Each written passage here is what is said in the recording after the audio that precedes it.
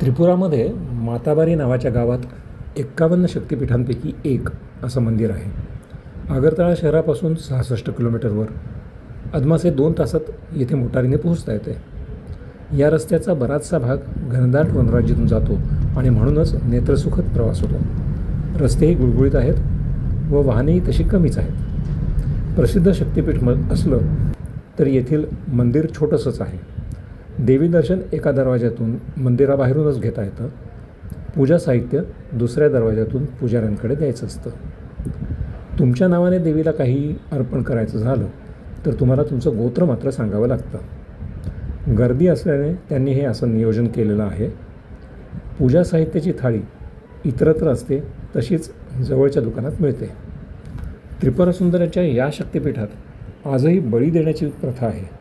येथील जनजातींचा हा रिवाज बंद करणे अद्याप तरी सरकारला जमलेलं नाही. बळी देण्यासाठी आणलेली अनेक कोकरं मंदिराच्या आवारात होती. या भागातील बकऱ्या लहानसणीच्याच असतात.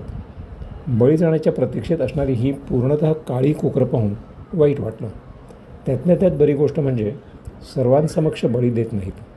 कुठेतरी नजरेआड हे होतं. जे असा प्रसाद आणत नाहीत ते नजीकच्या दुकानांतून विकले जाणारे प्रसिद्ध पेढे घेऊन जातात. येथील बळी देण्याची प्रथा पाहिल्यावर मला एक संस्कृत सुभाषित आठवलं. अश्वम नैव गजम नैव व्याघ्रम नैव च नैव च अजापुत्रम बलिम दद्यात देवो दुर्बलघातका. अर्थात घोडा नाही, हत्ती नाही, वाघ तर नक्कीच नाही, बकरीच्या पुत्राचा बळी देतात. पहा, देवही दुर्बलांचाच घात करतात आणि म्हणून तुमचा घात व्हायला नको असेल तर सबळ बना. स्वतःसाठी व समाजासाठीही किती सुयोग्य संदेश आहे हा.